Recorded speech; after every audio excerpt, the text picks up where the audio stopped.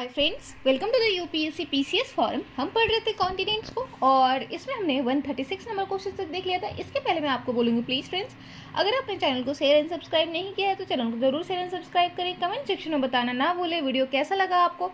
साथ ही साथ आप हमारे Telegram channel UPSC PCS forum को भी ज्वाइन कर सकते हैं। वहाँ पे द हिंदू और इंडियन एक्सप्रेस के जो इंपॉर्टेंट न्यूज़ आर्टिकल्स होते हैं वो शेयर किए जाते हैं। और यहाँ पे मैं आपको बोलूँगी कि ये एनसीईआरटी का जो एमसीक्यू सीरीज़ है जिसमें हम कॉन्टिनेंट्स पढ़ रहे हैं, यहाँ पर आपको मैप भी देखने को मिलेगा। तो ये बहुत अच्छा इनिशिएटिव है। अगर आपने नहीं देखा है तो आप ज़रूर जाके देख सकते हैं। डायरेक्ट यहाँ से एग्जाम में क्वेश्चन बनते हैं और मेरा जो चैनल है उससे भी क्वेश्चंस आए हुए हैं। बीपीएससी का जो रिसेंट 69th में प्रीलिम्स हुआ है वहाँ से डायरेक्ट क्वेश्चन भी बने हैं। जो ज्योग्राफी का मैंने डिटेल वीडियो बनाया हुआ था वहाँ से डायरेक्ट बने। तो अगर आपने नहीं देखा है तो आप जाके ज़रूर देखिए और कमेंट सेक्शन में बताइए। चलिए स्टार्ट करते हैं 137 नंबर को। और ये हमारा match of the following list correctly and choose the correct code. Physical feature दिया हुआ है और ये बताना है कि ये जो फिजिकल फीचर है ये कहाँ पे पाए जाते हैं, इनका कौन सा रीज़न है। ये है Meseta, Massif Central, Black Forest and विद्या। तो हम बता रहे हैं कौन किससे मैच करते हैं। तो मेसेटा जो है वो हमें आइबेरियन पेनिनसुला, और मैंने बताया था आइबेरियन पेनिनसुला के पार्ट कौन कौन से होते हैं, स्पेन एंड पोर्टुगल। तो ए का हो जाएगा स्पेन और पोर्टुगल। मासिव सेंट्रल हमें कहाँ देखने को मिलता है, तो मासिव सेंट्रल जो है वो हमें फ्रांस में देखने को मिलता है। और उसके बाद है ब्लैक फॉरेस्ट हमें जर्मनी में देखने को मिलता है। और विड्डा जो है हमें नॉर्वे में देखने को मिलता है। तो इसलिए हमारा जो आंसर हो जाएगा वो जाएगा ऑप्शन नंबर बी, क्योंकि मेसेटा है Spain and Portugal, massive central है फ्रांस, ब्लैक फॉरेस्ट है जर्मनी एंड विद्या है नॉर्वे में। ठीक है। मेसेटा जो प्लेट्यू है एक जोग्राफिकल यूनिट है आइबेरियन पेनिनसुला का, और ये लोकेटेड है स्पेन और पोर्टुगल में। ऑब्वियसली जो आइबेरियन पेनिनसुला है वो कॉन्स्टिट्यूट करता है स्पेन और पोर्टुगल को। कल भी हमने देखा था जब हमने मैप का सेक्शन देखा था।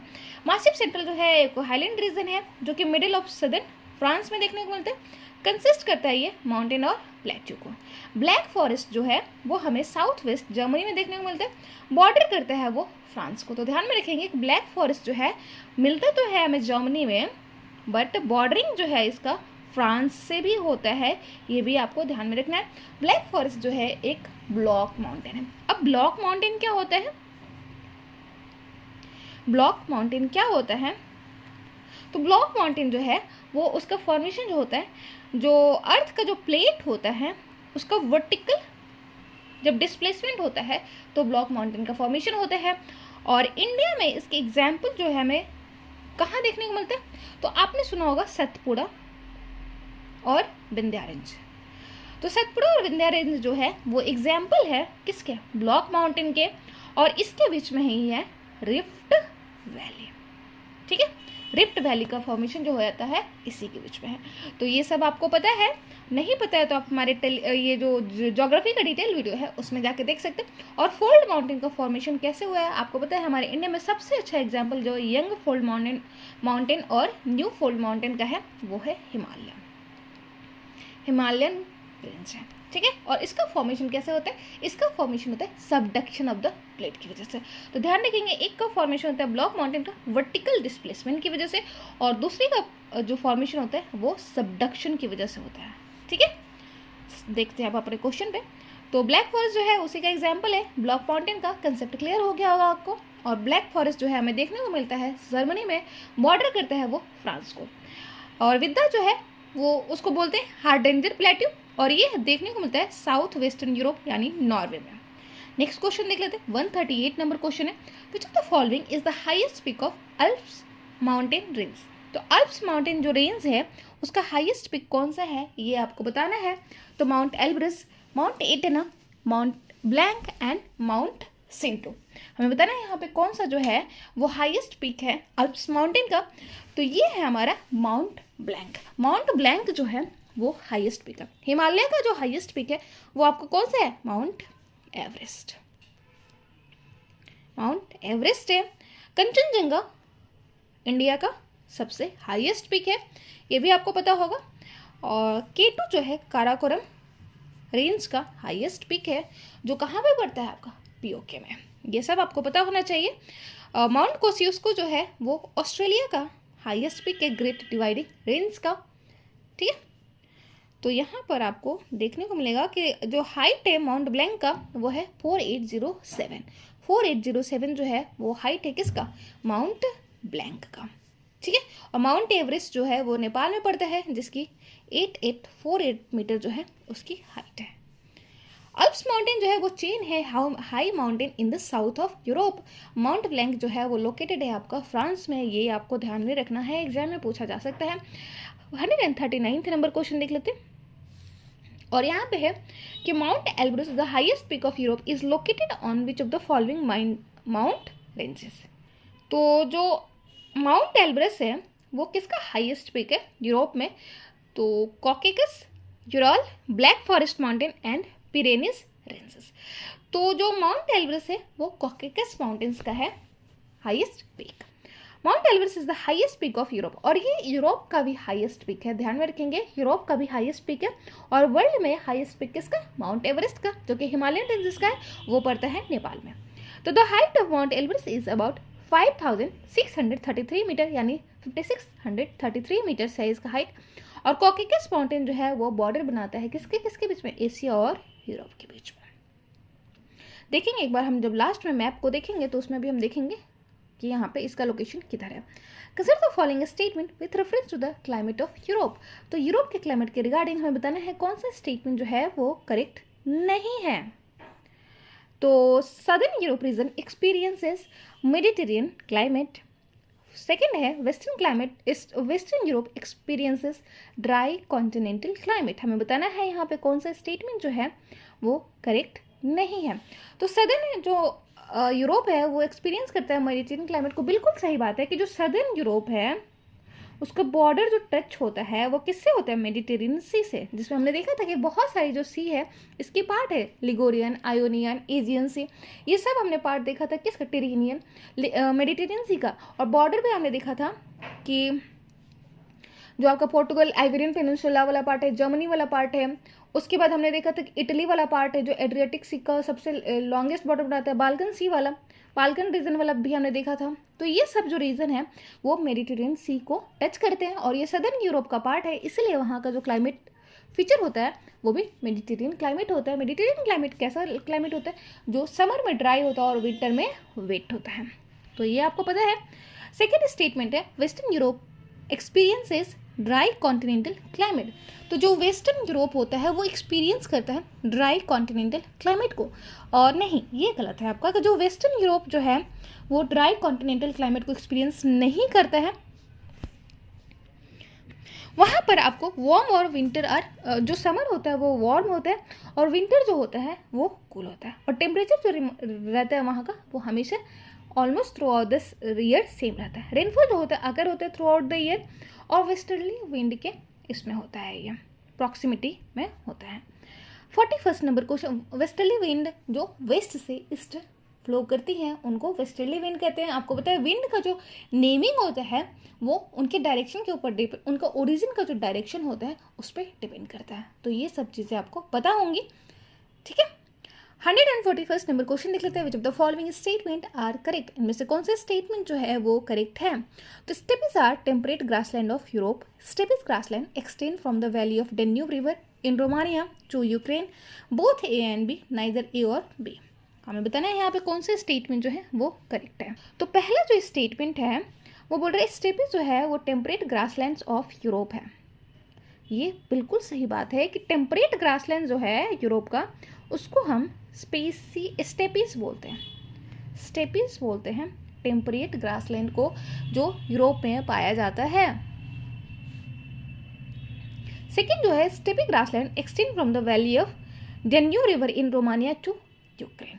बिल्कुल, ये भी बिल्कुल सही बात है कि स्टेपी जो ग्रासलैंड है वो एक्सटेंड करता है वैली ऑफ डेन्यूब, जो डेन्यूब रिवर है। कल हमने रिवर का भी मैप देखा था, जिसमें हमने देखा था कि जो डेन्यूब रिवर है उसका क्या है। हमने देखा था कि वोल्गा जो रिवर है वो कहाँ पे ड्रेन करती है, वो ड्रेन करती है कैस्पियन सी में। डेन्यूब रिवर कहाँ पे ड्रेन करती है बताएंगे कमेंट सेक्शन में।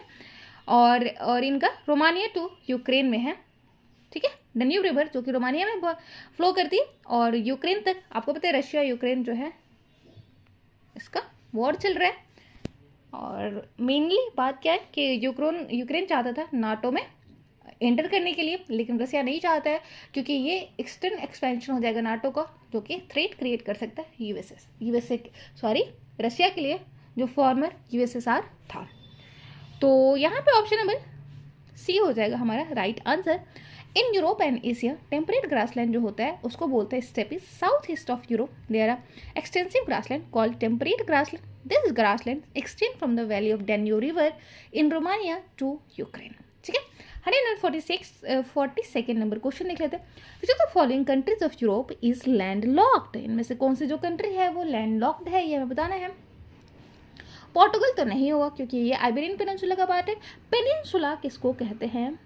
पेनिनसुला वैसे रीजन को कहते हैं जो 3 साइड से वाटर से कनेक्टेड हो और 1 साइड से लैंड से कनेक्टेड हो।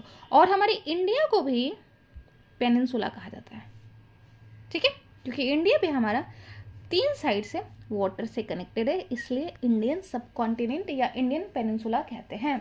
तो ये भी सब आपको ध्यान में रखना है कि पेनिनसुला किसको होते हैं। यहाँ पे पूछा जा रहा है लैंड लॉक्ड कंट्री, मतलब वो वाटर को टच नहीं करता हुआ वो कौन सा स्टेट है। तो पोर्टुगल तो बिल्कुल भी नहीं है, फ्रांस भी नहीं है जो मेडिटेरियन सी को टच करते, ग्रीस भी नहीं है।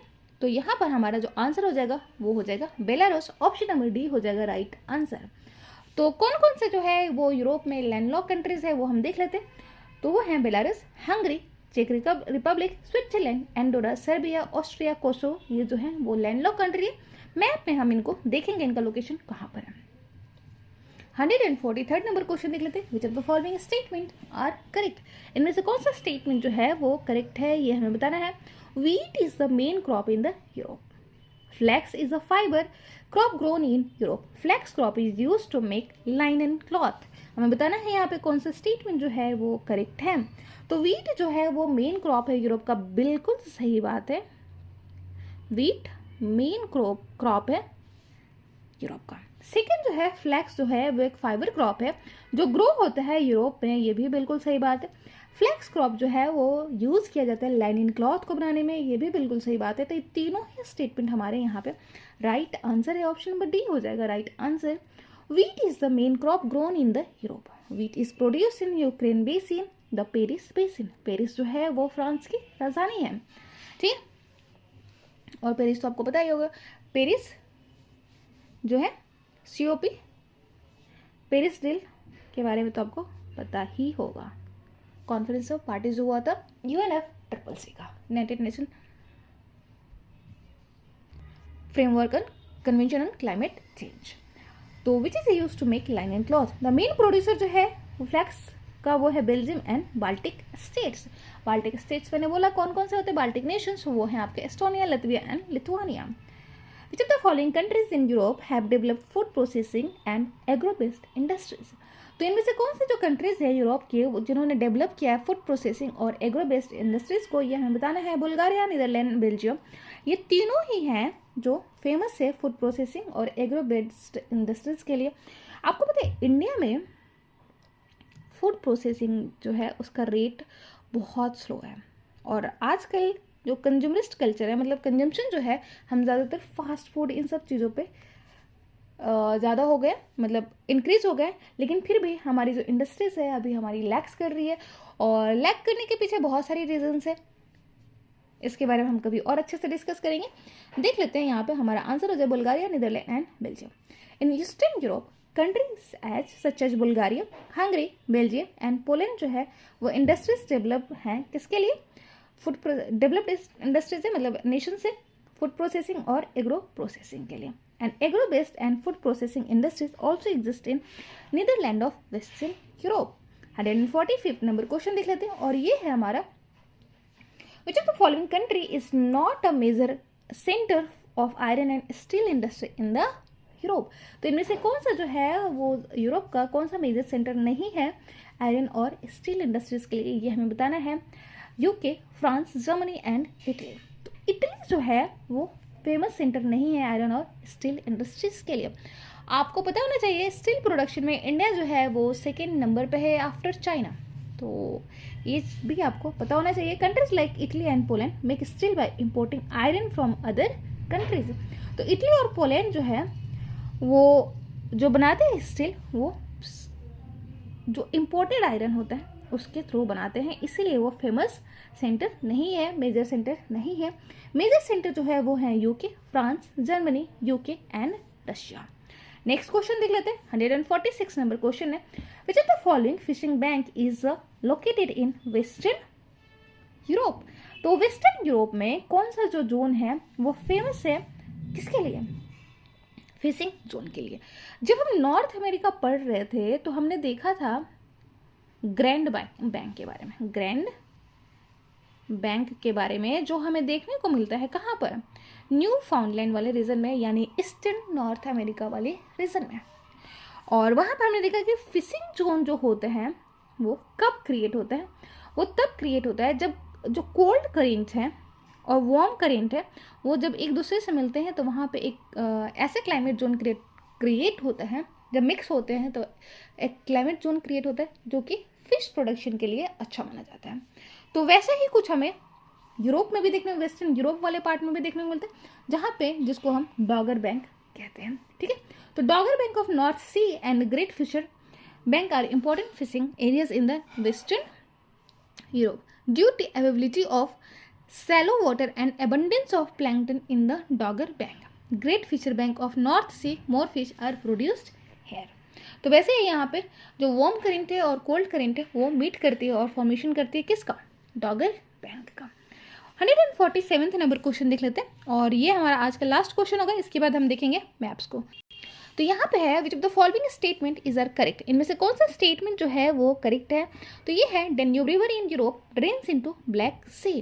Volga and Thames river are important waterways in Europe. Ural river forms an important waterway in eastern Europe. हमें बताना है यहाँ पे कौन सा स्टेटमेंट जो है वो करेक्ट है।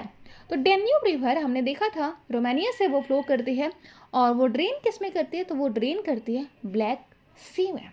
ठीक है, ब्लैक सी का बॉर्डरिंग नेशन कौन कौन सा है ये मैंने डिस्कस किया था।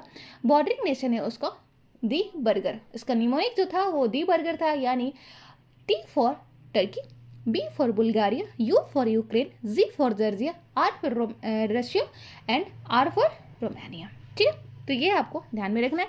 Volga and Thames river are important waterway in Europe. बिल्कुल सही बात है, वोल्गा जो है और थेम्स जो है वो इंपॉर्टेंट वाटरवेज हैं यूरोप के, ये भी बिल्कुल सही। थर्ड जो है Ural river forms a important waterway in the eastern Europe, नहीं ये रॉन्ग है हमारा, इसीलिए हमारा आंसर जो होगा ऑप्शन नंबर डी हो जाएगा। तो डेन्यूब रिवर जो है वो राइज करते हैं ब्लैक फॉरेस्ट है। हमने देखा था ब्लैक फॉरेस्ट जो है वो ब्लॉक माउंटेन का पार्ट है, और ब्लॉक माउंटेन जो वेस्ट से माउंटेन होता है जिनका फॉर्मेशन जो होता है वर्टिकल डिस्प्लेसमेंट ऑफ प्लेट की वजह से होता है अर्थ का, तो उससे ब्लैक फॉरेस्ट का फॉर्मेशन होता है, वहाँ पर हमें ब्लैक फॉरेस्ट देखने को मिलता है। और ये हमें कहाँ पे देखने को मिलता है? ये हमें जर्मनी वाले पार्ट में देखने को मिलता है जो बॉर्डर करता है फ्रांस वाले रीजन को। Travels through much of the central and south eastern Europe. तो ये कहाँ से कहाँ तक ट्रैवल करता है? कौन सा? Danube river central and southern Europe को ट्रैवल करता है, साउथ ईस्टर्न यूरोप को इवेंचुअली जो है वो ड्रेन कर देता है ब्लैक सी में। The Danube river is the second longest river in Europe after the Volga in Russia. तो ध्यान रखेंगे वोल्गा जो है वो फ्लो करती है रशिया में, और ये सेकेंड लार्जेस्ट रिवर है। कौन? डेन्यूब रिवर, वोल्गा के बाद। वोल्गा जो है लार्जेस्ट रिवर है रशिया मतलब यूरोप की।